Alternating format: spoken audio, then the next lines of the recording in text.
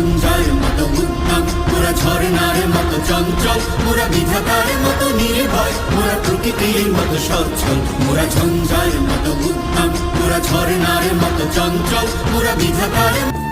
বিজয়ের রঙে শহরকে রাঙিয়ে তুলতে ব্যস্ত সময় পার করছেন হাতীবান্ধা উপজেলার বড়খাতা ইউনিয়নের বিভিন্ন শিক্ষা প্রতিষ্ঠানের শিক্ষার্থীরা।